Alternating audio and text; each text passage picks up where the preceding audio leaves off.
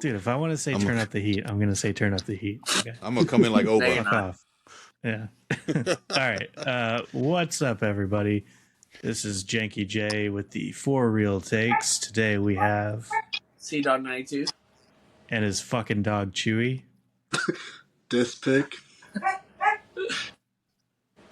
Chewy just said his again. Yeah. And I am Harv from Harv's Movie Hut. All right. Well, like usual, ladies, we're going to start with a movie that we watched this week. Disc, what did you watch this week? I was on a Jim Jarmusch kick, actually, this week. I watched Down by Law, and that movie was really good, actually. It had 3 people that got put into prison, and they were in, like, the same cell. 2 of them were set up, and 1 was not. 1 was in there for manslaughter. And they all, like, became, like, friends, I guess you would call it.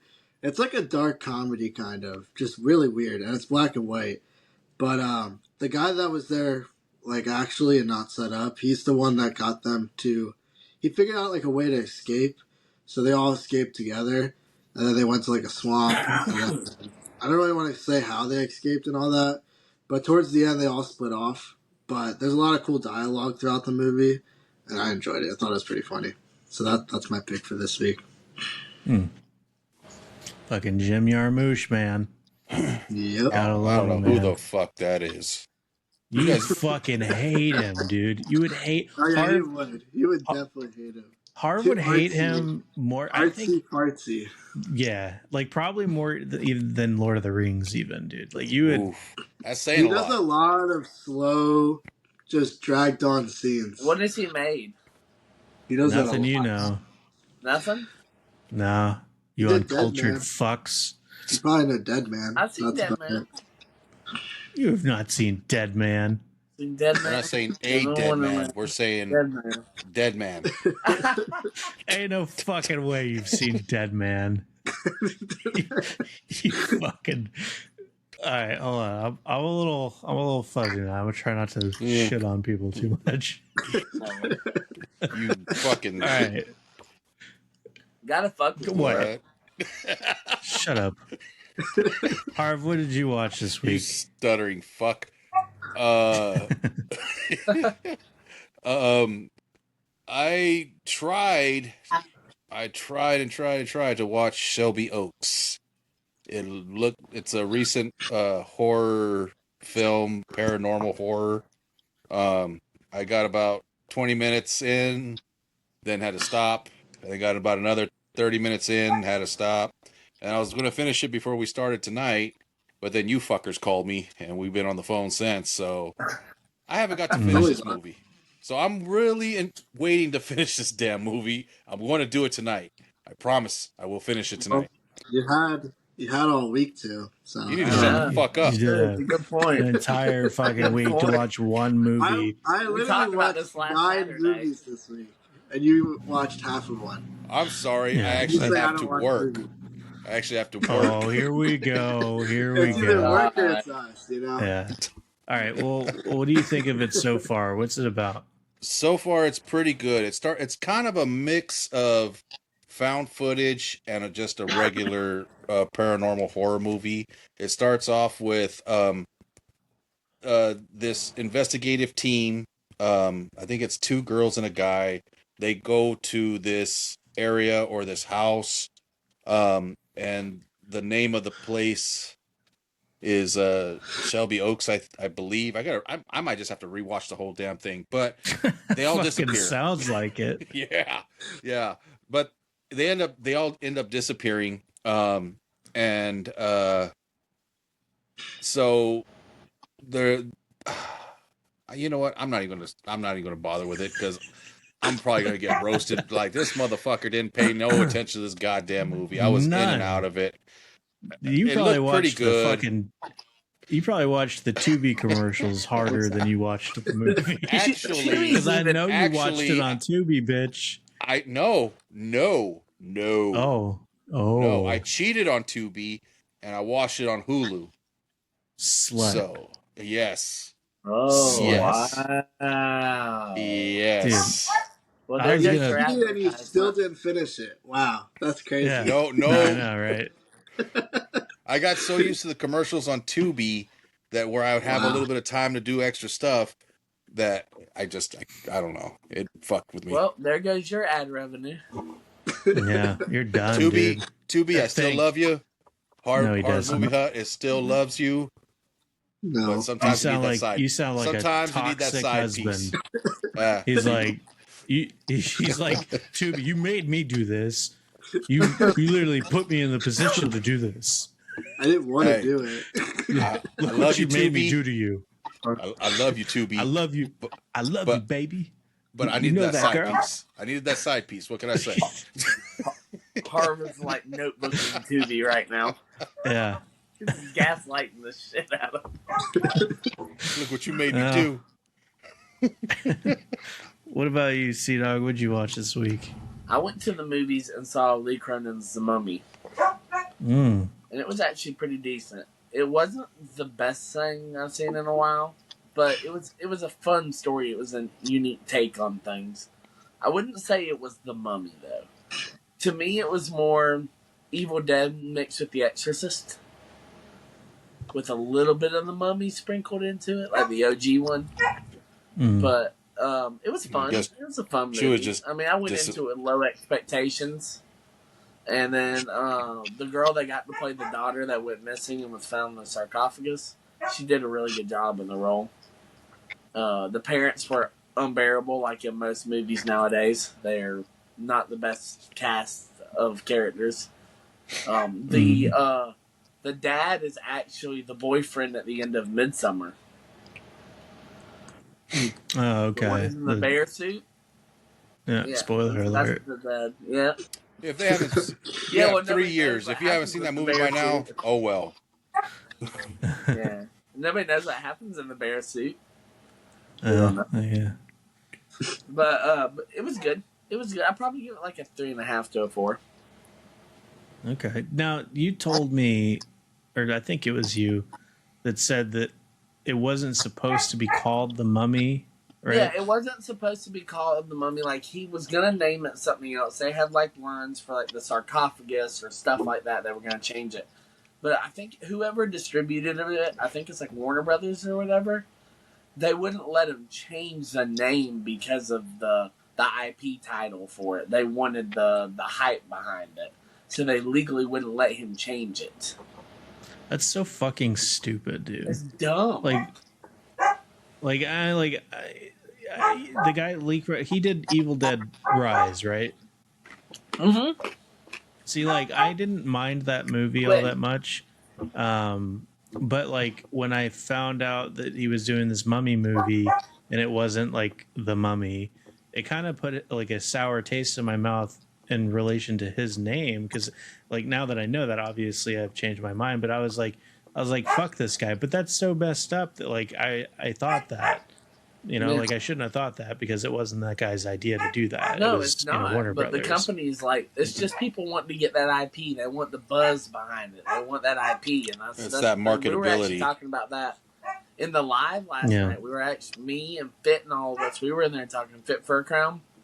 We were talking Mhm. about that like it's bullshit how they take all these things and they keep remaking these same movies over and over and over again and keep using the same IP, and then it's a movie that doesn't need a new IP. It doesn't need to be remade half the time. They're just cash grabbing the fuck out of it.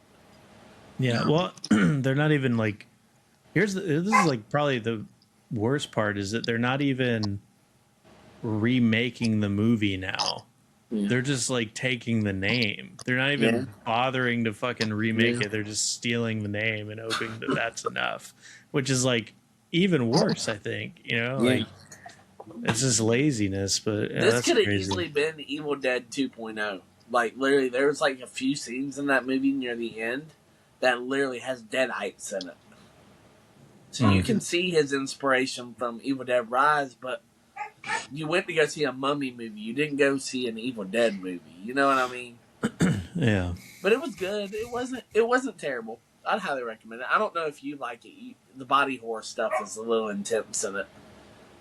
Okay. Like worse than Bring Her Back, honestly, in some scenes. Gotcha. Yeah. So. Well, I'll tell everybody about the one I watched this week. You want to go make out with Chewie or something to get him to shut the fuck dude. up? I'll tell everybody. Yeah. Do whatever you gotta do. Yeah, I'm gonna go check on him real quick.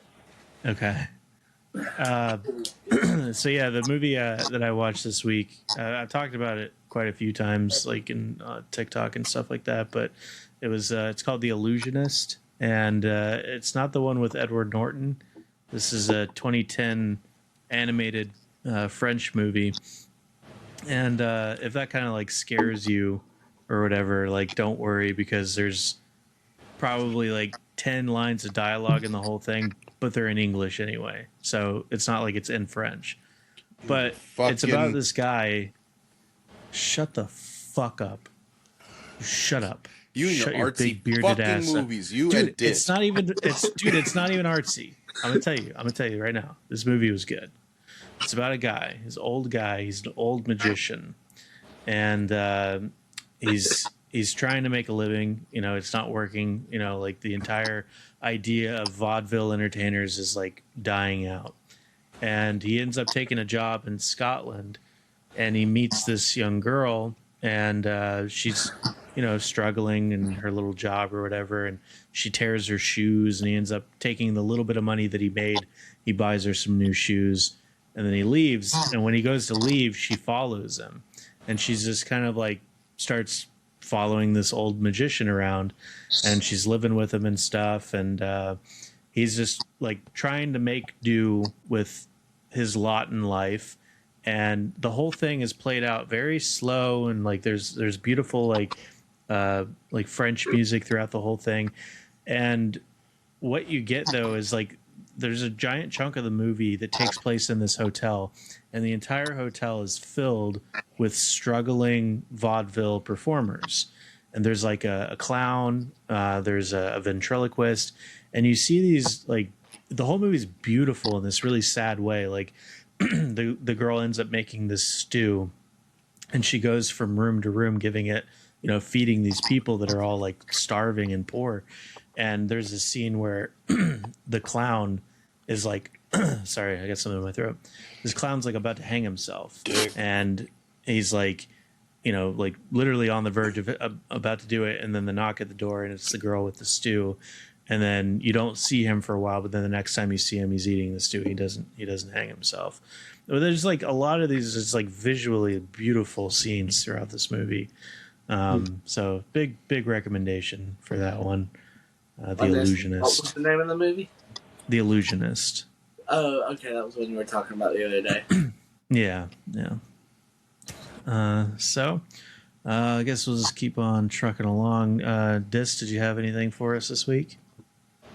Yeah, I kind of wanted to like get into this topic because, well, even Sea Dog said that Mummy movie, how the gore was probably worse than like, or more intense than like Bring Her Back.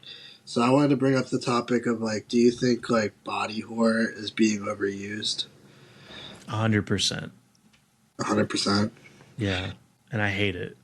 I just feel like the past 2 or 3 years now has been just like a lot of it. Like almost any horror or any thriller or whatever you want to call, they really like use that as like a key thing to put into it just because of like almost like it's trending. So I don't mind it as much now because I feel like before the past few years it really wasn't a talked about thing unless you had Saw or stuff like that. So it was kind of like a taboo thing for a while that nobody really delved into. And then now it's become more of a mainstream thing. But the problem is nobody's original anymore with anything. And I think that if they had a good story, it wouldn't be as bad. But body horror has kind of just become like a big thing lately. It's been like its own little renaissance. Kind of like slashers were in the 70s and 80s. You know, every era has its genre of slasher, thriller, mystery. Like, so I think that this is just the era of body horror. And body horror really disgusts people. And if you go to see a horror movie, you don't want to feel good watching that horror movie. You go to a horror movie, you get scared by a horror movie, and most people get unsettled by that stuff. So it's like I, instant. It's instant. You're instantly gonna have some sort of hit there, even if it's not a masterpiece. You're gonna sicken a lot of people, and you're gonna get the praise for that movie.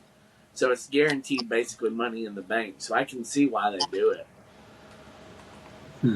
I, It's, I, I think that it's also a lot of people are becoming more and more desensitized because they use a lot of this gore and all this shit. So I think they're probably using it more and more for the shock value, just because people are expecting to be more and more uneased and it's unsettling and more scared that way than like with before. It was like the old I saw a show a long time ago, and one of the examples they used was the original House on Haunted Hill, like from the mm-hmm. 50s or 60s, where back then it was more what you didn't see scared you.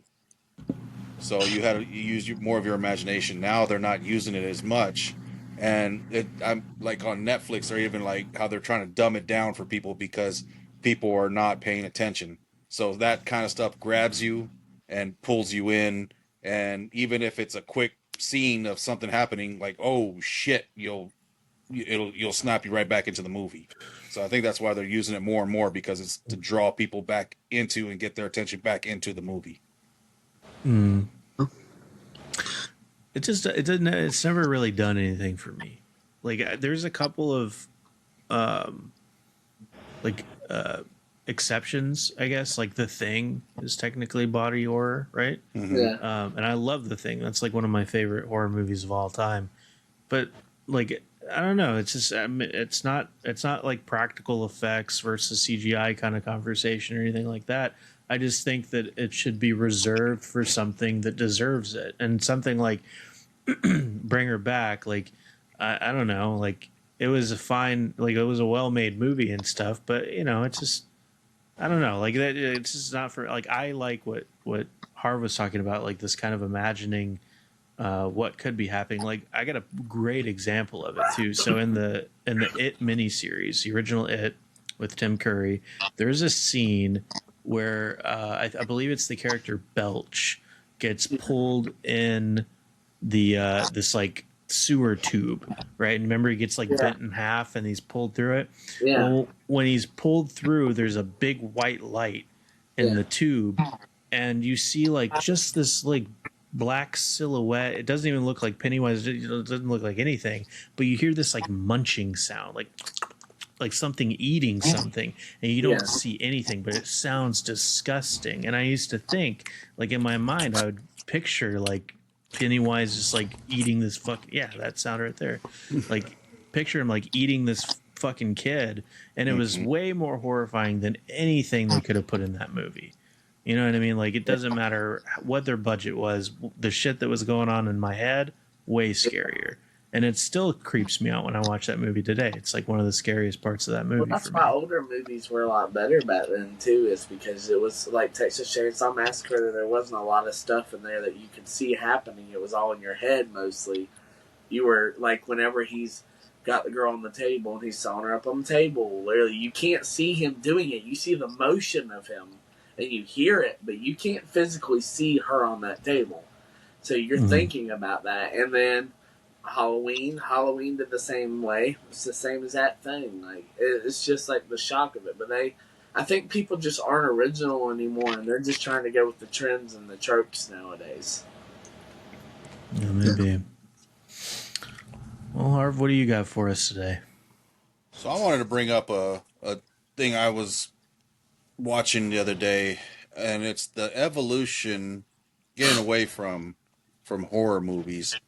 It's going into action genre, and the evolution of the of fighting, of like the fight scenes and the action scenes, and how from back in the 70s and all that, where you would have certain action scenes or fight scenes where people were, especially like right after Bruce Lee and it seemed like everybody had to do karate or some kind of martial arts, and a lot of them were just bad because they probably just kind of seen what some quick little thing and try to throw it into a movie, and then Mm-hmm. how all the way up until now where you have like someone Keanu Reeves, where they're taking it very seriously. They're actually doing it for years, and then they apply that to the scene.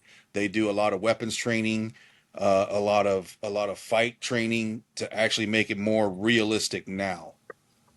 So Mm. Yeah. you know, and it goes as simple as the smallest details. Like I was thinking about it on like for with Keanu on John Wick, how he actually runs out and he has to change his magazines, and the way he changes his magazine out, and Reek has to recock the guns, and the way he has like trigger discipline, like he keeps his finger on the outside of it instead of when you see on these older movies where they come in and their hands are already on the trigger like that, or they're running around with their hands on the trigger. Like that's not real. Mm-hmm. That's not realistic because injuries can happen that way. Yeah. So Shoot it's yourself in the it's fucking face. Yeah. yeah, exactly. So like I was just wanting to discuss about or what's your guys' thoughts on that type of uh topic. Yeah. I mean, for me, I really like the thing that I appreciate the most in terms of like action sequences and how they are now in comparison to how they used to be is like I hate really quick cuts in fights because it's like lazy and it just tells me that you didn't bother to like learn Yeah. the choreography for the fight scene or didn't bother like putting it in the movie or whatever. And so like if there's a long drawn out fight scene where there aren't any cuts or very minimal cuts, then I respect the shit out of that because that takes like so much practice and talent to pull off. And it's a dance. It's I mean, really it's like it's learning a dance. And so, when you're just doing like punch punch cut, punch kick kick cut, and then it's just like I'm having a fucking seizure by the end of the fight scene and it's exhausting. But Mm-hmm. if you can show me like something awesome all put together, man, I'm all for it. I don't even care if I don't like the movie. I know I'll like that. Yeah. And seeing the amount of like intensity or cardio that they would have to for longer fight scenes, like I take it back to Mm-hmm. John Wick because that was like the greatest example of it. The amount of time and training that he did, and Mm-hmm. the amount of endurance that and for those long scenes because that takes a lot of, especially the older he gets in the later movies, he's a lot older and he still has that endurance to keep going, which I Yeah. think Yeah. is it's a phenomenal aspect of or trait of his discipline and for wanting to make it more realistic, making the movie more realistic. And kudos to the Yeah. director because he's the one that's kind of implementing it too. So both of them working together and making it way better. And it's even I haven't seen Yeah. Ballerina yet, but I've heard that it's pretty similar and the amount of training that she did also, which is Yeah. Mm-hmm. take She Keanu out of it. trained at the same. She trained at the same facility he did. They went to a place called Terran Tactical Hmm. Innovations, and Yeah, it's he's here in like a California.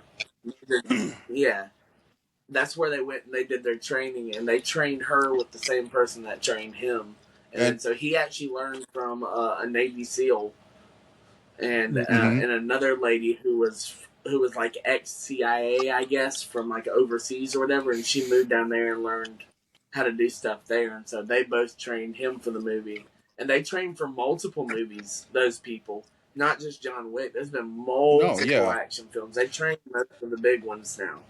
But if you look at how like take the older movie like Rambo, like the way they would be firing guns from the sides and doing all these weird, Mm-hmm. that's not realistic. It was action and it was action packed and it was like, oh, but for reality of it, you could never do anything like that. Just a lot of the old action stars. The only ones like that were really somewhat were like was Van Damme when he would because he was already a true martial artist. Uh, but now like Jason Statham and Keanu, like they do a lot more for that genre. Then I don't think it gets called out enough um, for the amount of work and time it takes to actually learn all of that stuff for it and to apply it to their craft. Yeah. Yeah, it takes It a goes lot. back to special effects and practical effects too. I know it's not artsy fartsy like for you guys, Disc, or Shrek. It's not, but I think it's still or worthy noting that all that. I'm always a fan of when somebody can whenever there's an actor that puts an insane amount of effort into a single scene, let alone an entire movie. But I'm always down. Like, dude, in Death Sentence, you remember that scene, Disc, when Kevin Bacon is running up the parking garage? Yeah. Yeah, did he actually do that? It's one fucking take. Yeah. Yeah, they have this like crane system because he goes up. He's running up this parking garage, and the camera's following him. There's no music, nothing. It's just him fucking sweating, panting, jogging, running from these dudes. And he gets about halfway through, and then the camera like goes outside of the parking garage, goes I think down a floor, and then it shows the gang members that are chasing him, and then goes back out again. It goes up to the top of the parking garage, and you see him getting to the top of it, and he's fucking beat because he just ran that whole fucking thing. That's awesome. Uphill. Dude. I love that kind of stuff. Yeah, right. So yeah, I'm always a fan of that kind of shit. Yeah. Yeah, like it is always interesting when you see like the behind the scenes footage, and like they usually like those types of movies they talk about how like the choreography stuff, like how long it really does take, and then you get to kind of hear like the actors like feel like almost relieved and like almost like felt like it paid off. You know what I mean? Like the final product. It's always cool to see their reactions about that stuff. Yeah. There's another good one too. Another good example that you guys would never fucking care to watch, but Gene Kelly in a movie called The Pirate that he did with Judy Garland. And there's a scene, a song and dance number in there. I think the song is called Nina. And Gene Kelly, dude, he's such a pimp in this movie, dude. He's walking around. He calls all the women Nina because he says girls have too many names, so I just call them Nina. And he's walking around. He's fucking, like glazing all these women. All the girls are like, oh my god, dude. He does this cigarette trick, and this is all like I'm pretty sure in like a couple of shots. But he does this trick where he like lights a cigarette, takes a hit, flips it in his mouth, kisses the girl, pops it back out, blows the smoke at her face, and then starts fucking dancing again. And like it was just cool as shit, man. Gene Kelly was phenomenal with some of the stuff that he could pull off. Leave it to Shrek to fit in an old movie with no action into an action sequence of our show. This motherfucker. Oh, we're talking about dedication to the scene. All right. You know what? Going back to those kinds of older ones. I mean, you have some great dancing from back in those movies. Fred Astaire, Cab Calloway. You have a lot Cab Calloway was awesome. Yes, he was. I wanted to bring this up. Like, do you ever notice like how some movies kind of age really well? And like maybe at that time when the actor did that role, they might have just didn't think of it as much. You know what I mean? Yeah. I always wonder like if that moment for that actor, like if he didn't do as much as he wanted to, if he regrets that now. You know what I mean? Looking back at it, and like if there was something he would have done different, or she, you know what I mean? Yeah. I'm sure there's a lot of times where like actors, like even big ones now, that might even be still current. Like I always wonder if they look back at their movies and was like, I should have just done that differently, or I should have put more time into this, knowing it came out to be like this. Well, I mean, artists are always going to be self-critical. Like they'll see it once they see it. Yeah. you know, it goes down the line to even to us, like on podcasts. Like you look at it and you're like, oh, I should have Yeah, worded it better. I should have phrased this better. So as long as you're, that's true. I think that a lot of them are being true artists and always trying to Yeah. improve their craft. I say that a lot apparently this on this episode. Um, that that but no other word fits. I mean, that's what they do. That's their livelihood. That's how they make their money, and they want to constantly make themselves better. And it's a self judgment that they do, and I'm sure that a bunch of them do it. I'm if not every one of them do it. Yeah, they probably do. I also tell them too, like if somebody brought that up and I was like, in the conversation, I'd be like, well, you got to think about it like this. If you had done something different, it might not be remembered the way it is today. So Sure. like Yeah. you could, like if you had that opportunity to go back and you only got one, and then whatever you did stuck, and now you're in this new time loop or whatever, like you could have fucked it up by overthinking it, because whatever you did originally is why people view it in the way they do and think it's so special. That's true. Mhm. Yeah. Where were we? Sea Dog, what do you got Sea-Dog. for us today? Or Chewy, one of the two. I'm seeing more Chewy than Sea Dog. What do you think? He's like, leave me alone, asshole. So mine is, what is a movie role that changed your perception of a character that you used to not like? So like, let's say you despised a specific character in pop culture for a bunch of years, but you saw an actor play a role and that actor changed your perspective.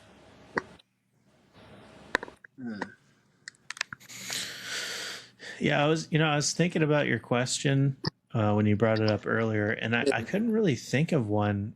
I thought of like a genre and where a movie changed my perspective, but I couldn't really think of a character. It was like a pre-made character that somebody else came in and changed my mind on. Yeah. What's yours? Mine is David Cornsweet's Superman. I grew up a big Batman fan, so I never really gave Superman a chance. I always thought Superman was kind of lame because Superman was just so overpowered. He could do almost anything, and I hated that. I liked Batman because I felt like Batman was more relatable to like us, like just a normal guy who's just strong who could do whatever. He has money, but that's all he has. And when I watched the new one, it changed my perspective on it because what they did in that movie is they made him feel a little less super. They made him a little more human. And so he still had humanity, but he still also was Superman with his powers. And he got his ass kicked a lot during that movie. And I like that perception on the character a lot. And it changed my whole perception to where I'm into all the Superman stuff now. I went back and I watched it all. Oh, you know what? Jesse Eisenberg made me like Lex Luthor a lot. I'm just kidding. I'm just kidding. Relax. I'm still thinking. I don't know. You know, I don't know. That's All a right. weird On the one. flip side of that, how about one that made you hate a character? That's tied to a topic that I have for later. So I'm gonna try to think of a different one. Okay, all right. But my I'm sure I bad. can think of a different one. No, you're good. Harv, do It's- you have a character that was portrayed that you didn't really care for? Okay, here's a better way of putting it. A simpler way, because y'all were having an issue with it. What's a character that you loved growing up, but you didn't like the portrayal of it? Let's do that. That's the easier way of putting it. Wait, what was it again? So what's a character that you loved growing up, but there was a portrayal of it done that you didn't care about? Okay. That's a simpler way. Yeah. This is still kind of tied, or well, not really. I could still think of something. I mean, like honestly, to kind of stick in the superhero shit, I never liked Christian Bale as Batman. Never. I thought he was boring as shit. Like I fast forward every time he's not in the bat suit. Well, I only really like The Dark Knight because of Joker, to be honest. And I only like Batman Begins because of like when he's like training and stuff, and Scarecrow. That is actually my least favorite Batman movie. Batman Begins? I don't like Begins. I don't know why. I tried a bunch. I've watched it like 5 or 6 times. Chewy, stay still. But yeah, it's just, I don't know what it is about it. I think they just dragged the story out way too freaking long. Like, the whole movie's literally the story, and then you get to the end, and then it's like, surprise! And then it's like, just, it happens over a long period of time. And I feel like they just drug it out. And then they got Scarecrow in there, who's like a really prominent character, and then they don't even hardly use him at all. I think I feel that way about Leon the Professional. I don't like Like that. what? Like I don't like the way he portrayed that character. Really? No, I'm just fucking with you guys. I just want to see you guys. I thought that was a great movie. Okay. Well, like, mine isn't even from a movie. It's from a show. What show? The what? Euphoria, or Euphoria, whatever you call it. Euphoria? The guy that was in Grey's Anatomy that died recently. And then the Jacob Elordi guy. Oh, you're talking about the guy who played Mark Sloan in Grey's Anatomy. Maybe, I don't know. I never watched When he that died show. from ALS? I think he I died don't from know, but ALS. passed away recently. I'll tell you, a character or a actor that I like. It changed my whole perception of any of his movies to where I won't watch his movies anymore. After the incident with Will Smith, like ever since that point, like after what happened, I can't watch. Yeah. I can't It's watch hard going any back, of his. isn't it? Yeah, like it is. Yeah. The way he just kind of like after he was able to do that, and they didn't do nothing, like, hey, you need to leave, nothing. They gave him an Oscar like right after that, and he's over there just enjoying the show and like had no real consequence until after, when everybody came out with outrage. If nobody had outraged on it, I don't think nothing would have happened to him. And ever since then, like, I can't watch any of his old, like, all the way back to Fresh Prince of Bel-Air, Independence Day, anything. Like, I used to love Sumi, but I loved the vampire movie. Brooklyn. What the hell? He wasn't in He wasn't Vampire in Brooklyn. Will Smith? Yeah, no, that's Eddie Murphy. I Am Legend. Like, I loved I Am Legend. That used to be one of my. It used to be one of my comfort movies. I used to just throw that on and just have it in the background because I loved it so much. I watched it so much. I can't even watch that one no more. MIB, any of those movies, like, it just tarnished everything. Ever since that incident, I refuse to watch any of his movies anymore. So that's one that ever since, I guess that can be part of that question. I don't like really watching any movies with The Rock. He's kind of just always cocky in all of his roles. Like, when he's acting, his acting itself is just cocky. You know what I mean? I don't know. That's just how he plays. I think he's overexposed. Like, he just did way too much, where you get like a burnout from him. There's a couple of times where, like, he's like, okay, so there's two of his movies that I really, really like. Is Gridiron Gang. I love that movie, man, and he does a great job in that one. He does. Yeah, and then Doom, the video game movie that they did. He was cool in that too, man. And like, he just needs the right roles, and he is overexposed. He did a lot of movies all at once, and I think they tell him yes when they should tell him no. Like, I think he did a great job on the Smashing Machine. I thought that was a great movie. But do I think he should have been in Moana just because he voiced the character before? No, there was a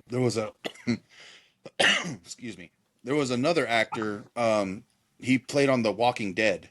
I forget. He played Jerry on The Walking Dead. I see him better suited. He's actually on.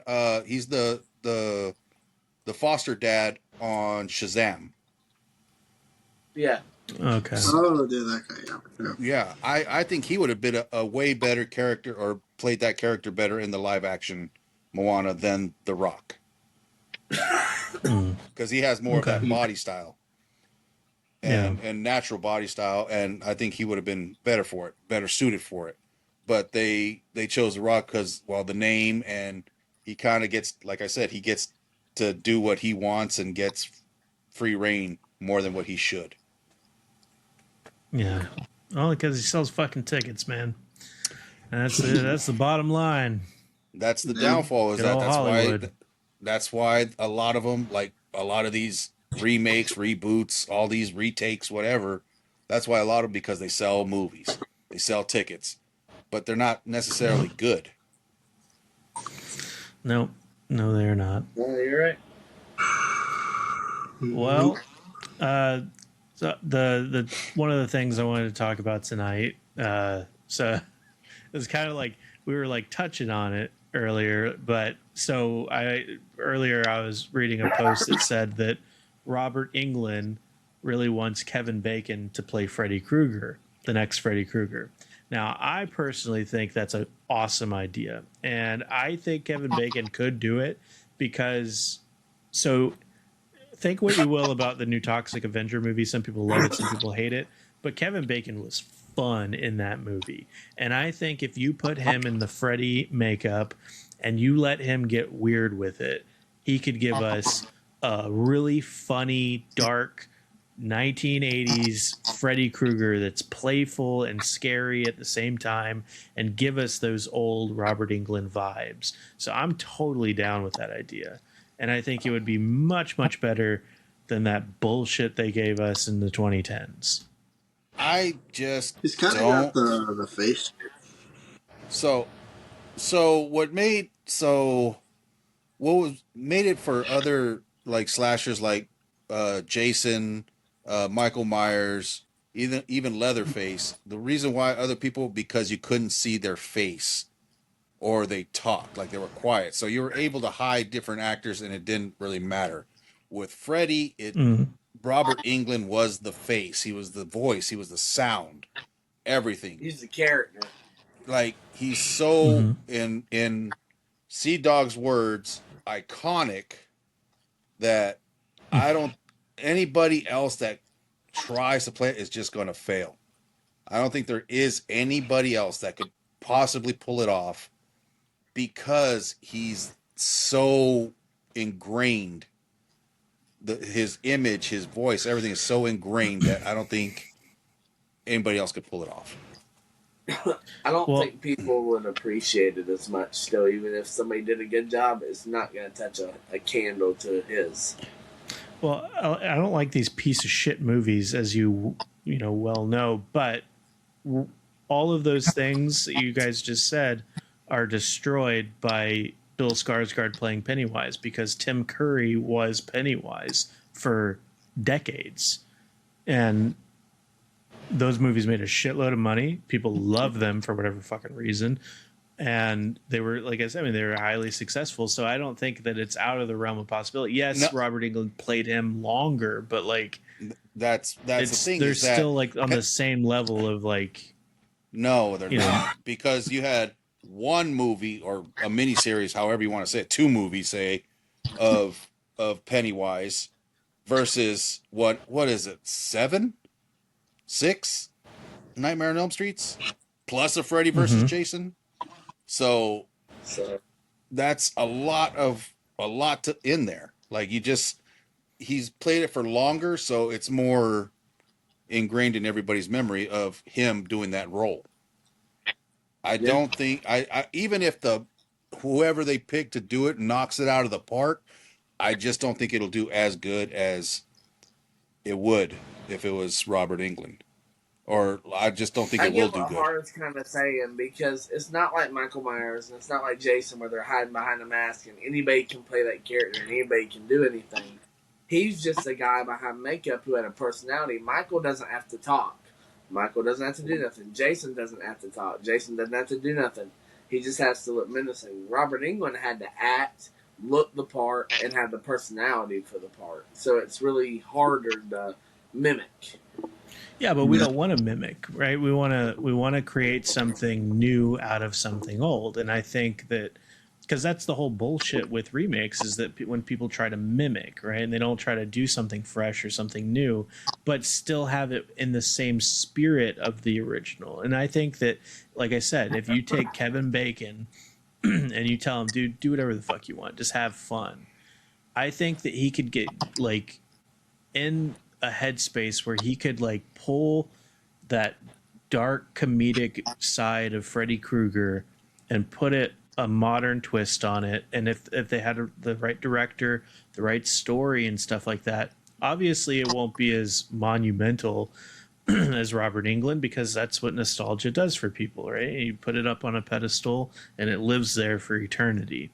But I still think that like I said, if you give him the right director and the right script, I would have zero worries that that movie would do extremely well, and that he would be like, people would be like, hell yeah, no, he fucking killed it. Like Kevin Bacon's back. He never left, but he's back. You know what I mean? I think they would really enjoy it. I think you're wrong. I'm right. I hope they make it so I can just rub it in your fucking nasty face. They'll make it, and you can rub it in my face, but then I'll be able to rub it in your face when it fails. No, it's not gonna fail, dude. I'm like, no. And here's the thing: is that like even with somebody like Pennywise, like now, if they hadn't have hired that fucking idiot director who doesn't deserve to have a job in Hollywood, and they didn't put Bill Skarsgård in there, if they would have like put Michael Shannon as Pennywise and got somebody who actually knew how to direct movies, and they gave Michael Shannon lines that weren't just like, you know, like something you could slap on a T-shirt for marketability. I can't even fucking talk. Anyway, if they had given him an actual role, yeah, if they had given him an actual role, you know, and made a character, that I think that he could have surpassed Tim Curry in a real way. Anyways, he did I'm surpass ranting. Tim Curry. No, fuck he did not. No, he fucking did. Maybe financially. I think he did a way better job. No, you don't. Shut up. Somebody fucking actually thinks that. Listen, I love both of them, and I will say Tim Curry was Pennywise to me. I love Skarsgård's rendition of the first movie. That second movie was dog shit. That should never be made. No, they're both dog shit. In fact, the second one's better than the first one. I literally just saw a poll. They've literally been talking about it all week, that like a lot of people like the newer one more than the original. But it also depends what you grew up with. We grew up with Tim Currys. We didn't have Skarsgårds. This generation of people going out and watching movies now is 90% a newer generation. It's not a bunch. There's still old generation people going, but it's mostly newer kids. They're growing up in new eras and stuff. So it's not the same for them as it is for us. They might watch that and say that's cool, but they didn't watch that on TV when they were a kid, or have that show up late night when you had to stay up and watch it. Like that was a big deal back in the day. So to them, it doesn't mean nothing. I want to tell you, I'm going to get it. Like now that we're doing a podcast and I can finally like do a small rant about this, I'm going to do it right now. Why those movies sucked, and why Tim Curry's better, and why the miniseries is better as a whole because of what they did with Pennywise. Pennywise's character. Oh god, here we go. Fucking listen up. Okay, Pennywise's character. The entire purpose of the clown persona is to entice and to like bring children to come to him, right? To be a clown, because it wasn't a fucking scary thing before him and Gacy, right? Like outside of like, you know, like natural chlorophobia and just the fear, like the uncanny valley of clowns. Yeah. But like what I'm saying though is that like that was chosen for a reason. He wanted the kids to come to him, and so he played the character of a clown. Well, fucking Bill Skarsgård isn't doing that in the movie. He does one stupid fucking dance that's kind of clownish, and then you have the sewer scene, which is great until the awful CGI. But outside of that, there's nothing about him that says that he's a clown. There's nothing in his mannerisms. The way that he speaks is awful. It's like you could put any costume on him and it wouldn't change anything. If you put a werewolf costume on Tim Curry's Pennywise and had him act the same, you're like, what the fuck is going on? No, he was a clown. He acted the part of a clown. And that's what made his character stick out. And that's what he's like when he's in the part 2, when he's up there and he's like, is your refrigerator running? Like doing like dumb fucking dad jokes and stuff. He's like taunting them with this persona of Pennywise. And it's like psychological terrorism. And it's awesome that that's what they did. All Bill Skarsgård gave us was a physical performance that anybody else could have given us. There was nothing clown-like about him. And that was like the biggest fucking sin of that movie, in my opinion. His character was nothing. It was a shadow. They literally said I watched an interview where they did the interview for the casting of it and stuff, and they had him, and then they had the kid from Shameless, or is it Shameless? Not Shameless. What am I thinking? Shameless. You know, the dude who did Jedi Fallen Order. What's his name? From We're the Millers. No, those are two different guys. But I know you're talking the guy with the eyebrows, the guy from Revenant and shit. He was the one that was originally supposed to be Pennywise. They guaranteed he was going to get that role, and then something happened, and he had another project. And whenever that project came up, they gave it to Bill. But the thing that got Bill it was the lip movements, that creepy ass smile he did, the way he would like drool a little bit. It was supposed to be like freaky. And they wanted to do a darker rendition than the Tim Curry one. And they didn't want it to be as clownish. They wanted it to be more like clown/demon. That's stupid. Why would that? What is that? Like, what is the point of that? Because they didn't want to copy. They didn't want to copy the original. They wanted to do something. No, I'm not talking about like what they. I'm saying like, what is the logical point in which the character would be? Like, okay, if I'm going fishing, I'm gonna put bait on the hook, right? Yeah. I'm not going to put a fucking scary looking shoe, right? And hope that a fish goes, like, you know what I'm saying? Like, why would a fish go up to something scary and be like, oh, yeah, we go fucking play with this? No, you put bait on it that looks like tasty food so that he bites it, and then now he's tasty food. That's the whole point. Well, that so, like, why we were talking about was like that. That was one of the best renditions of that.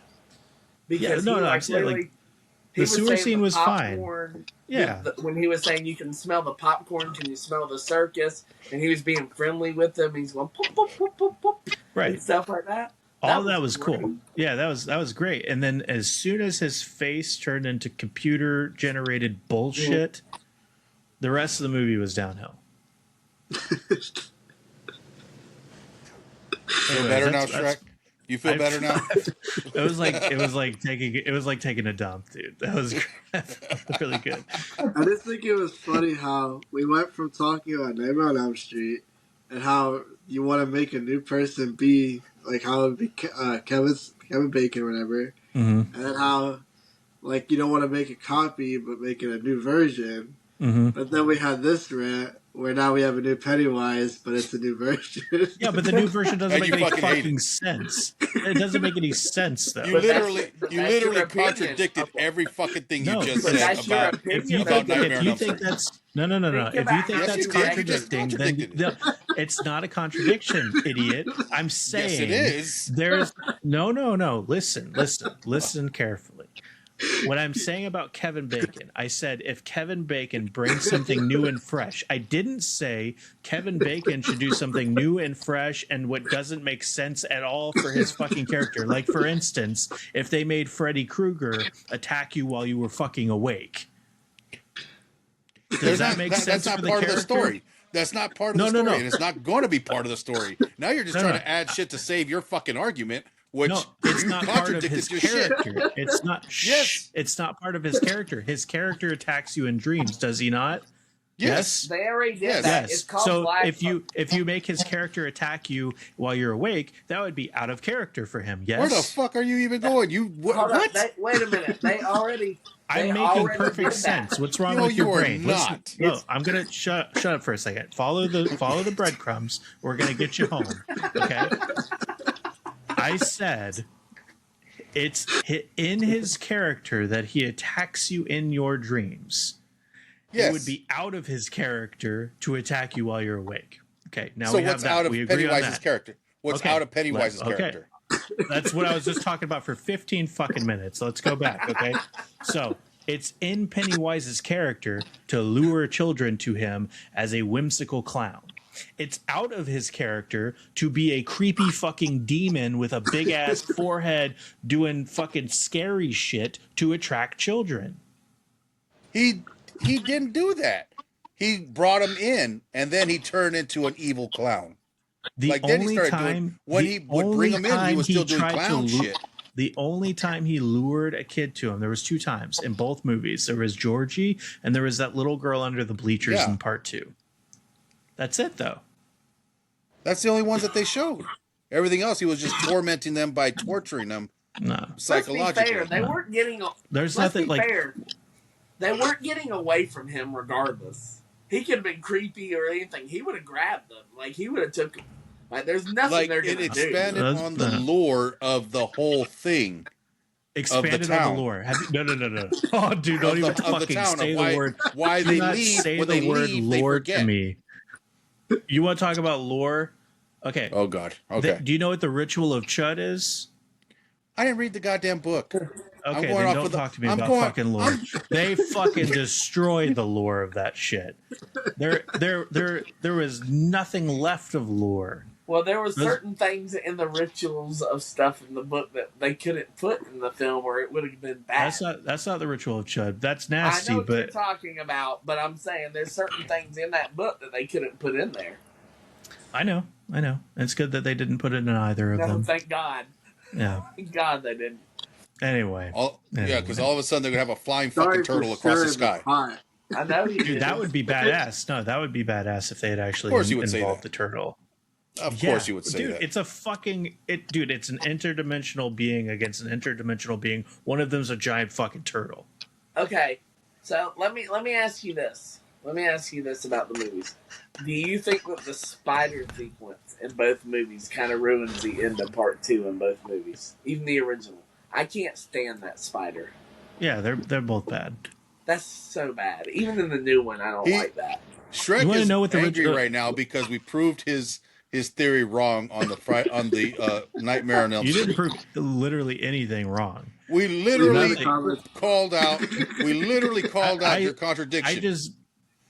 We have already gone over the fact that I didn't contradict it because we were talking about what's in character, what's out. You're the only one that's agreeing with that whole part. You're the only one. No, the rest of us are saying you contradicted yourself. You literally said, "Fuck off." All right, we'll just see what your opinion is. This is why I'm so glad does we have a podcast now. Okay. So everybody who matters, like i.e. the audience, is all going to agree with me, and that's all that matters. But no, the spiders sucked in both of them. Yeah, for sure. That was a good rant. Sorry, you mean really everybody in the non-existent Spotify comment section?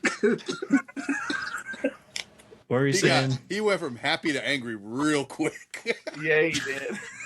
I had to put that argument up a notch a little bit. Oh yeah, Janky, I thought you said it was going to start heating up in here. Yeah. Yeah, look how red he is. That's how much it's. Uh-huh.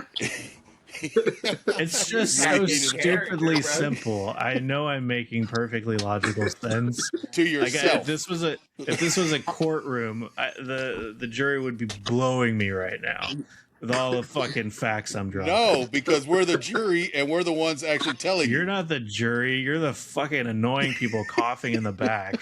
You're not the jury. You're nothing.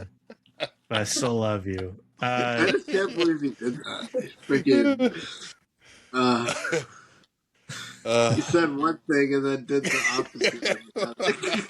Dude, it's not the opposite. It's the same. It's all in context. It's all the same. Whatever. What else you got for us, Disc?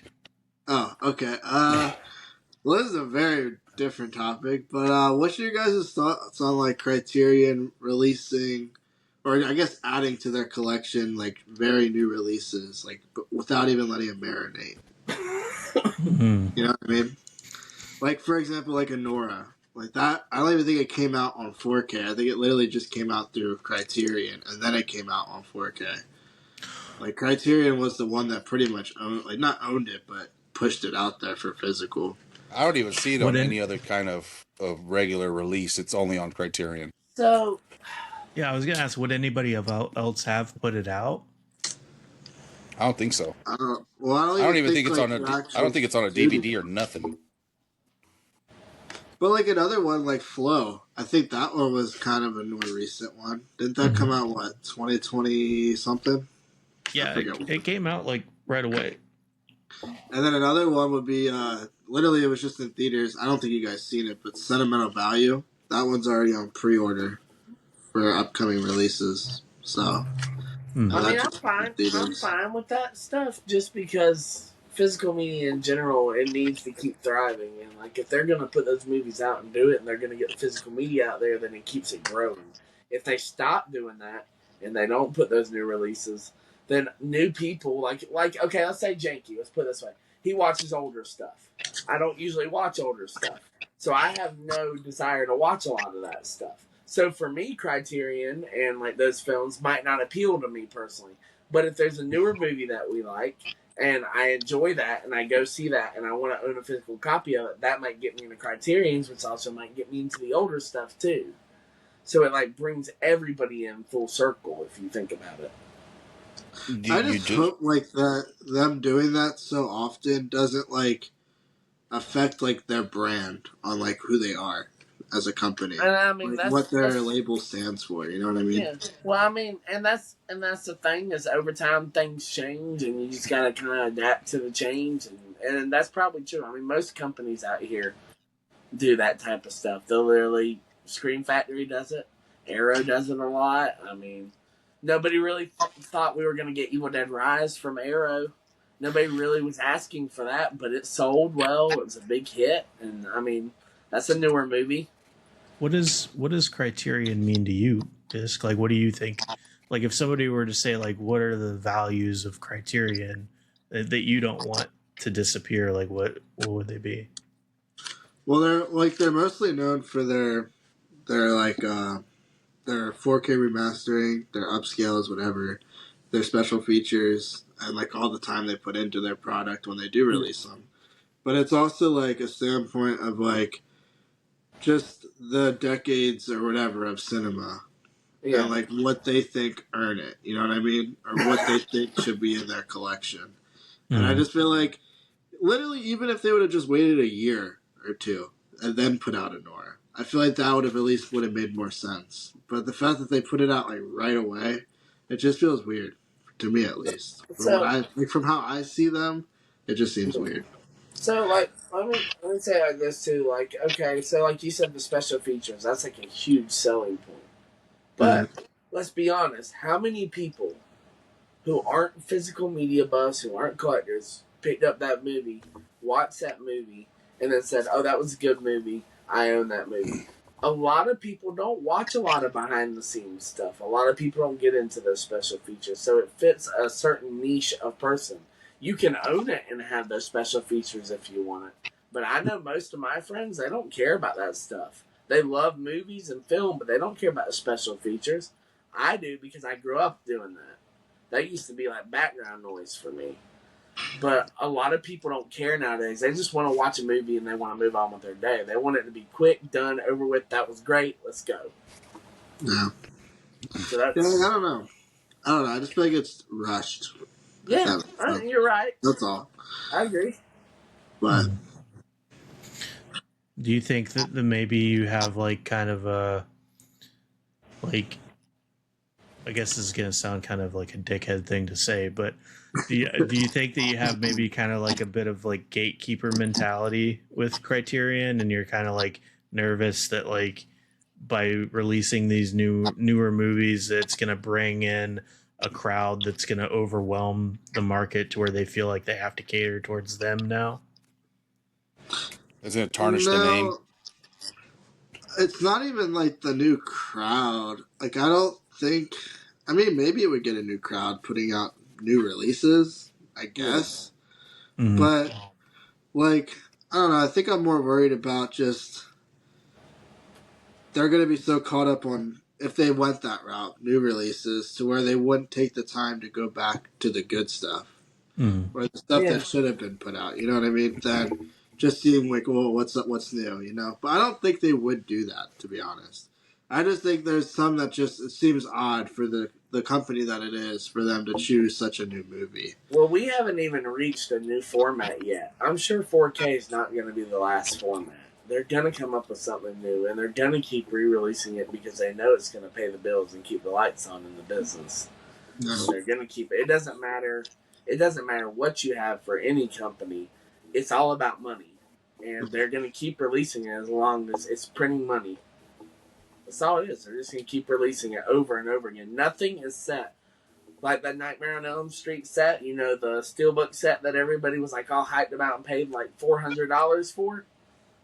Guess what? They're re-releasing it in a different color and it's going to be cheaper.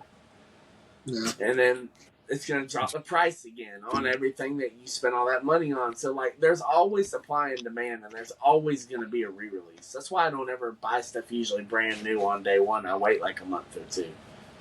Yeah. See, dog, we're not allowed to mention Nightmare on Elm Street right now because Janky will lose his shit. So Oh, yeah.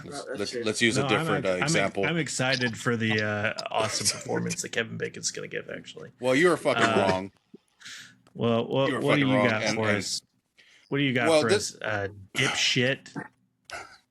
So, this is a perfect segue into my final topic that I want to discuss with this panel. I know what it is. Of you fucking degenerates. I want to know what the fuck, is it just me or why? What is the over 4K? It's so fucking overhyped.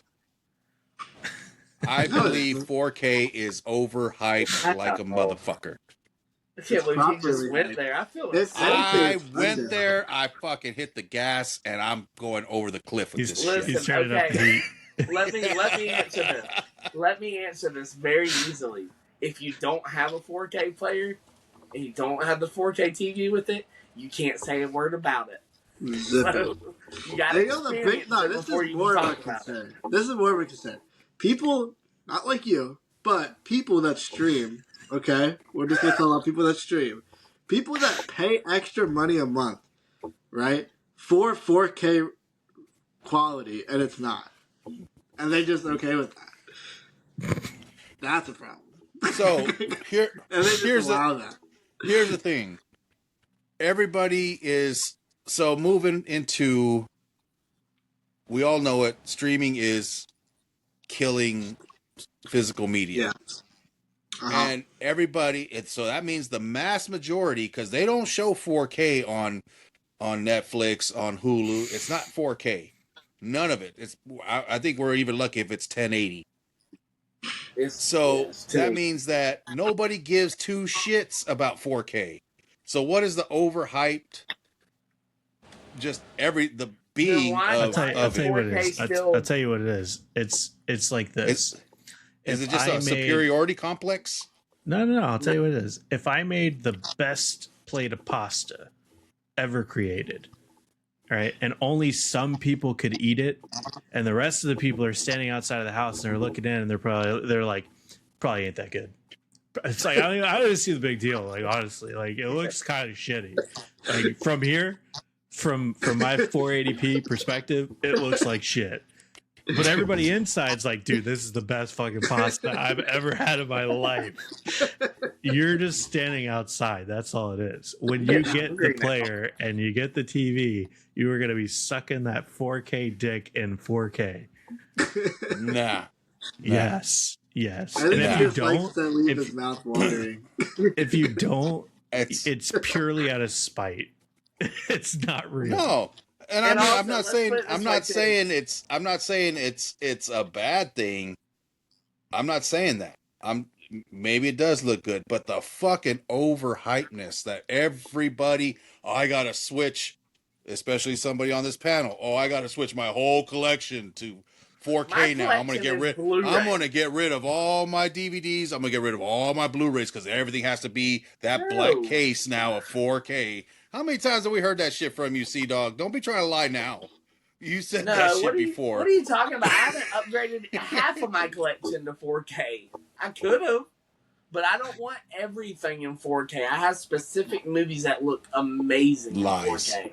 Lies. Wizard of Oz, The Dark Knight. A lot of the superhero stuff looks good in 4K. Horror movies look good in 4K, like retro stuff. Like certain ones. My shelf is 600 movies over there, and maybe 30 are 4K. I think for me, like I would never get like a comedy in 4K Yeah, exactly. or a romance or anything like that. The only time I'd really want to get 4K is if it's like a spectacle movie. Like I got all my Mad Max movies in 4K, but there are certain movies that it doesn't really make that big of a difference. But I think it's kind of like, for instance, like if you were back, you have some Blu-rays. Like you wouldn't get a Blu-ray for everything that you have for DVD because you don't need it. I'm saying it because I've seen it on multiple on TikTok, multiple creators. They're like, "Oh, I'm switching everything to 4K. Everything's going to be 4K." And it's like, I mean, if they have the money to do that shit, fuck it. I'm just like, why is it so fucking overhyped? Those people who do that also pay for $1,000 surround sound. They want the best sound quality, the best picture quality. They want it to look better than the movie theater. When you go to a movie theater, you don't even see 4K. You see 2K. It's not 4K. It's 2K filming. I found that out the other day, and I was like, that's crazy that you're not even getting 4K when you go to a movie. And that's a $40,000 projector. And literally, if you think about it this way, they're paying for these grand rooms with surround sound speakers and all this shit in there. So they want the best sound quality. If you get a really nice system and you put shit quality with a really nice system, it doesn't sound so good. And I'll tell you the reason why I go for 4K and Blu-ray. I get both usually in it. So I get a 4K and a Blu-ray. But when you buy DVD, its scratches make a huge difference where you have to clean them. Blu-rays have a coating on them that prevents scratches from damaging the disc. So very rarely will you pick up a scratched Blu-ray, put it in your player, and it won't work. That rarely happens. So it takes away. Not with 4K though. 4K is tricky. It's worse than DVD. Why I went to Blu-ray was because I was tired of buying scratched movies, spending my money, and then they wouldn't work at all. You learn to take care of your shit. Not sad. You stack your DVDs. You stack your DVD discs. Huh?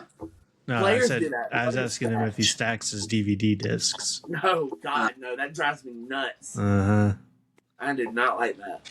Harv, just I eat don't want the to put damn my discs in pasta. folders. Eat the pasta, Harv. You motherfuckers drank the goddamn Kool-Aid is what you did.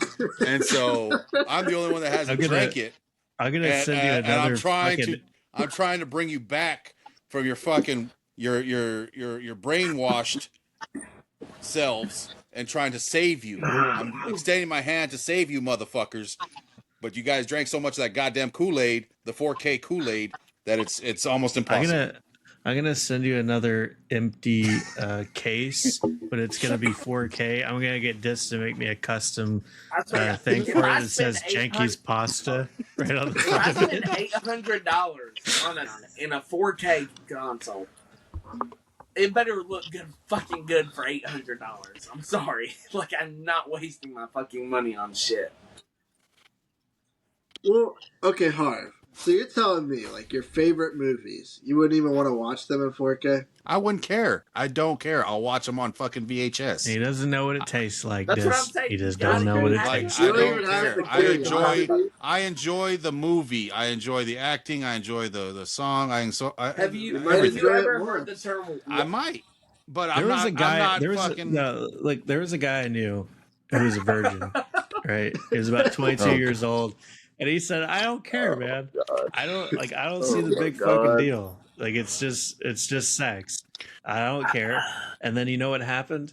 He got laid, and then he kept doing after.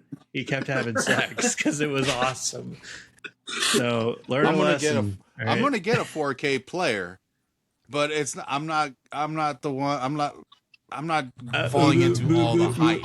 It's just, I'm going to get one because Hey, I like can't physical wait media. to look But back I at also this want to get video. same a way. Laserdisc Same way player. here. I went can't from wait. DVD to Blu-ray. I said I was gonna hate it. I got hooked on Blu-ray.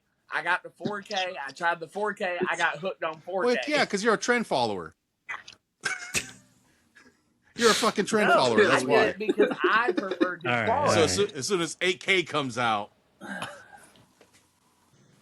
Sea Dog, you got anything else for us tonight? Chewy, you got anything for this comment? he's finally knocked out. He He's like, loves I'm tired. 4K. I've had enough. He said 4K is the best. Yeah. So is that no or before we started talking about this? Okay, what's a if you could remove one horror movie, a classic horror movie, if you had to get rid of one movie forever, what would it be? Halloween? Oh, that's anything a in real 4K. Shitty one, Jake. You bitch. No, it's the most overrated. What'd you say? No, I'd probably say Friday the 13th. I agree. That's what I was thinking. The first one. I would start off the first one. I think is it like a Jenga thing? If I take out the first one, none of the other ones exist either. either. Remove one and just throw one out of existence completely. What would it be? I'd say the first Friday. Oh yeah, the whole franchise. No. Yeah, all of them. Fuck all of them. Even the good one. Even the shitty one, you mean? It dies by association. Fuck it. Does Megan count? I would say Black Christmas.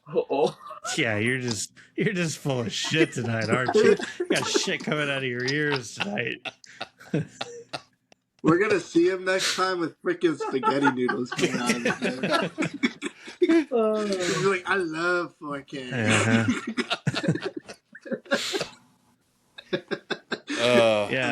Yeah. No, I'd say Friday the 13th would be a good one. I'd probably take out like a bunch of. I'd love to take out.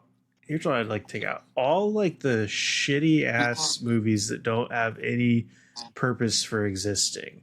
And I know that they're like this. There's like this whole indie thing, right? And this is how a lot of people get started. But some of these are just atrocious, and they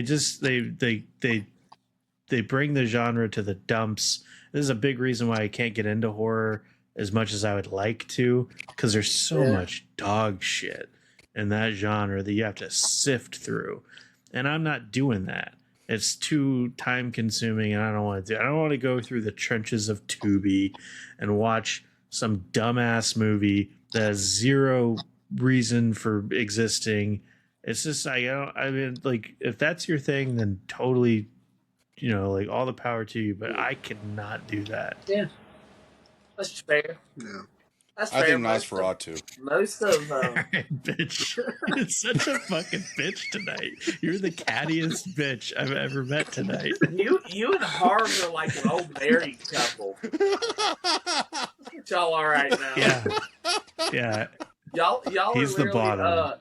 If we're the married couple, because I'm pounding that ass. This is exactly who y'all are. Y'all are like the old couple or the odd couple. The movie The Odd Couple with the two older guys that live in the same place together and get on each other's nerves. No, we're more like the dude in the pawn shop in Pulp Fiction and his gimp. You're the gimp, though.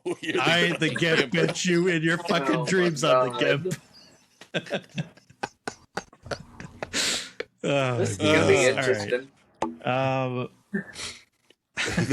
Let's see. Okay, the last one I had. I don't even want to fucking do this now because I know what kind of mood Harv is in, but fuck this. I'm not doing it. Do it. I'm not even bitch and come on. All right. I was gonna ask the question. I wanted an answer from each of you. Why you still are not giving classic movies a chance? And by classic, I mean anything pre 1959.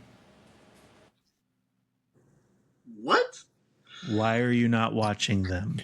I am. Well, there's my answer. What movie have you watched before 1959? Fluctuation voice. I just watched one. What did you watch? Do you not check my letterbox? No. I literally just watched one like 2 days ago. What'd you watch? What was it called? It's called I Married a Witch. And I'm watching another one, which, fun fact, I was going to put you onto this. This I watch classics now. It's called It Happened One Night. And apparently the plot of that movie is the same plot as Shrek. Really? Yeah. And it came out, I think, 1940s. So did the other one I watched. Okay. So yeah, those are two that I'm watching. Did you finish The Night of the Hunter? No, I didn't. Fucking I'll idiot. watch that then. Yeah, I do need to watch yeah, that. Finish that, please, idiot. But we should watch that together. Yeah, no. Happened one night. Yeah, I'm gonna look into that. That sounds fun. Yeah. All right. Well, this gets a pass. Harv, why aren't you watching? No, let's go Sea Dog Okay. first. I'll give my answer Fucking last. hell. All So, right. it's not that I don't want to watch them, but a lot of those older movies were slower burn stuff, and I'm not used to the slower burn stuff. I'm trying to get more into it. There's a few like the Mutiny on the Bounty, the stuff like we were talking about. I want to watch that. That sounds really good, and I watched the trailer for that, and it looks good. But a lot of that slower burn stuff, I just can't sit and watch. I get tired over time watching that stuff. So for me, like, it has to really be enticing to keep me into the story. It's just like a TV show. If you watch a few episodes of a show and you lose interest in the show, a lot of people don't go back to the show. But if it keeps you hooked throughout it, then it's... Wait, my advice to you, if you truly do want to like step into it and just try a few, go on my page on TikTok, and I think I only did like 4 videos, but there's 4 on there that I recommended for classics. Any of those would be up your alley, except for maybe the Scarlet Empress. Visually it would, but I don't think the story would. But check out the ones I made the video on and see if any of those grab you, because I think Dead Ringers with Betty Davis you'd probably dig that one, and she's also in that one I told you about, Whatever Happened to Baby and then Jane. the other one with the one in the basement or whatever, where he's keeping her there. The Collector, The Collector, okay, let's just get this over with. All right, fucking asshole. Why? Because I know it chaps your ass. I know if I don't watch it, you're just pulling out your fucking hair, and you're like, God damn it, watch these fucking movies. Just like I haven't watched The Apostle yet. Because like you recommend these movies, and I know if I don't watch them, you're going to get red, and one of these days you're just going to blow up, and it's going to be great fucking content. So I just got to wait a little while until that happens. Here's the thing. I just poke. Here's the thing. Poke. I'm only doing this because I love you. Like, that's the part you don't get. I'm trying to help you watch amazing movies. So it's hard. Is my crime. Harv's doing this because he loves you too. I'm sentenced to the anger level of burning your house down because I love you. And I'm doing this to push this group way up there, because I know if you fucking have a crash out of epic proportions, it's just going to send us skyrocketing. It's going to send me to prison. It's okay. But at least you can have a podcast while you're in prison. Okay. This will take over for the editing and all that stuff. So we already have that covered. But what? On his master fucking MacBook Mini bullshit computer that doesn't fucking work? That one? I think he'll have a better chance editing on his phone. Oh no, that's right. His phone doesn't fucking stay charged either. Good luck with that. But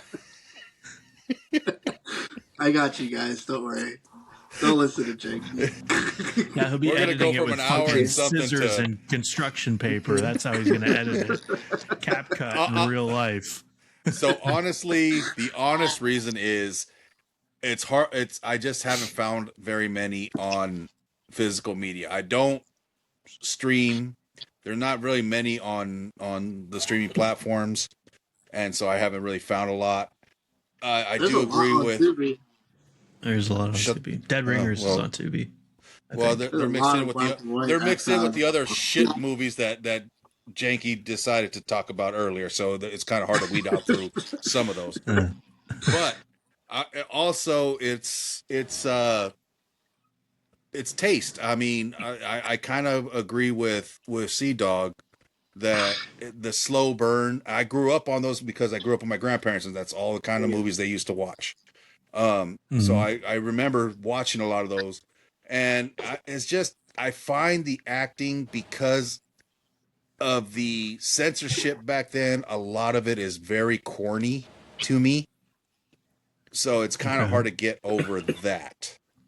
I'm sure that there's great movies. Don't get me wrong, but if you notice, a lot of them, like I think we're so used to cuss words and just a lot of the raunchiness nowadays that even movies from the '80s seem more tame than they do now.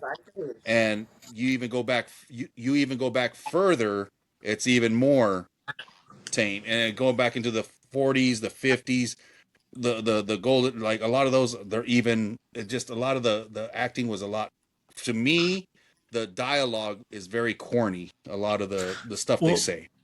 Yeah, and I think that's just another thing again where it's like you got to know where to look, because you got guys like Cagney, right? Like James Cagney, who's an actor that was known for playing like he did a movie called Public Enemy or Public Enemy, or Public I think it's E, whatever.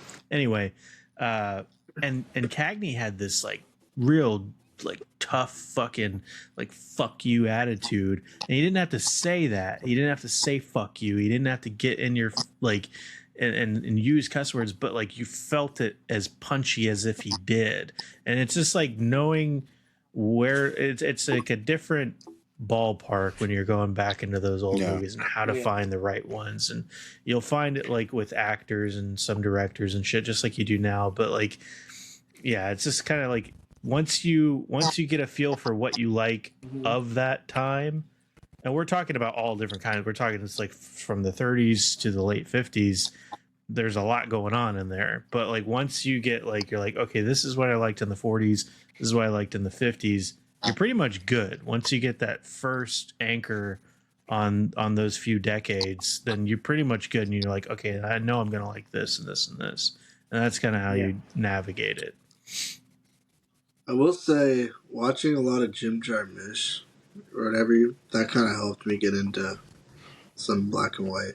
So it's like, because his stuff's like 80s black and white, but it has like that like dry kind of dead spots, like kind of how like you would expect with like older films. And really like going older, it's only like what, 20 years, 20 plus years. The 80s? So well, no, never mind. It's a lot older, but it doesn't feel that weird, especially like because I was like when I watched like 4 of his movies, and then now I'm like, okay, honestly, if I could do 80s black and white, what's the difference? You know what I mean? Sure. Black and white is black and white, right? It's just different actors. Yeah.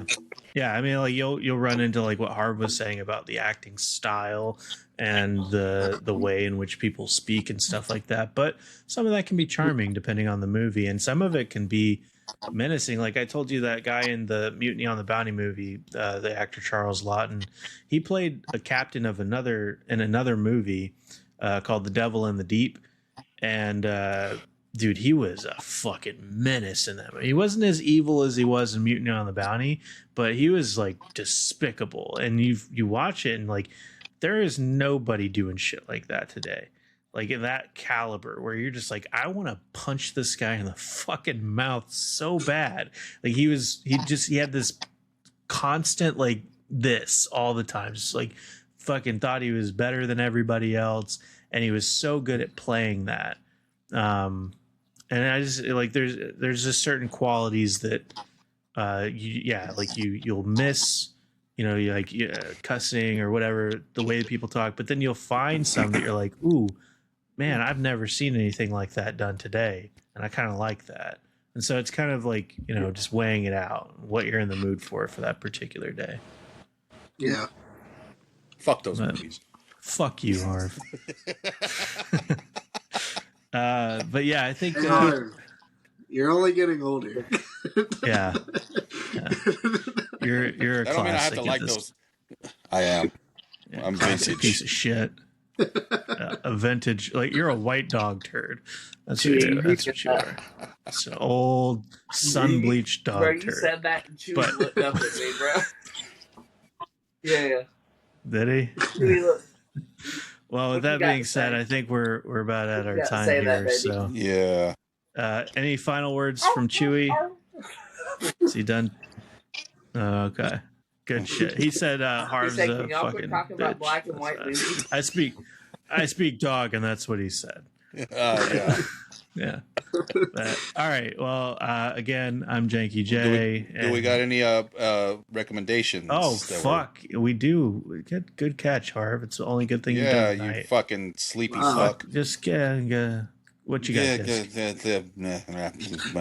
Well, we're gonna stay on the Jim Jarmusch Oh, topic, okay. and I'm gonna recommend Dead Man. If you guys haven't seen Dead Man, definitely watch Dead Man. If you like Johnny Depp, watch Dead Man. If you like No, I watching slow rowboat scenes that go on for eternity, Well, I was gonna say I would only recommend it if you have the whole day off. Maybe if it's a rainy day, that'd be even better. But like, watch it at like 3 p.m. Have it end at 5. Enjoy the evening. Think So about the it a light little keeps bit. you awake, is You know, what you're one of saying? those types of movies. But I highly recommend it. It's phenomenal. It's a really good movie. no. It's almost like a poetic movie in a way. It's weird, but it's good. It's Okay. very Johnny Oh, Depp of a Johnny movie. Depp. Who would have See, guessed? Yeah. I know. It goes, See, it dog, goes but to you're- great depths. Yeah. Shut up, Sea Dog. I saw someone Recommend a left movie. a So the Letterboxd movie that I would review recommend, and put Red Depp Redemption. What did it say? I didn't hear him. Somebody left a Letterboxd review and put Red Depp Redemption. Oh, that's great. I was like, yeah. That was great. Anyway, Sea Dog. So Give us my a pick would be recommendation. a semi-traumatizing but it's a good movie is Ari Aster's Hereditary. That would be my pick. I absolutely. I think you've recommended Hereditary I like haven't. 3 times already. No, Didn't you I do didn't. that on the Remember, last I one? messed- I'm I like messed up and 100% I did sure. the descent twice on the last one. No, Then I- maybe it I was the didn't one do it on before. I there. could have I haven't done it swore on you the recommended. podcast. Okay. All right. feel So like I would he say has. Hereditary. I feel like It's, yes. a very emotional movie. It's one of the best modern horror movies of the past decade. Traumatizing. If you want something that's gonna kind of freak you out but mess you up in a little bit at the same time, if you really want to be scared, I would say watch this. It's not for the faint of heart, but it's a 5 out of 5 movie for me. Like I would put it as like one of my favorites of all time. Alright, guys, leave it in the comments below if you've watched this the first time he told it. I'm telling you, I have it on here. Okay. What about you, Harv? Let's see what the comments say. So I'm gonna go a little bit different from these two. I'm gonna go with some old school kung fu, cheesy, great, everything on it. Yeah. My choice and my pick for my recommendation is going to be Shaolin versus Wu Tang.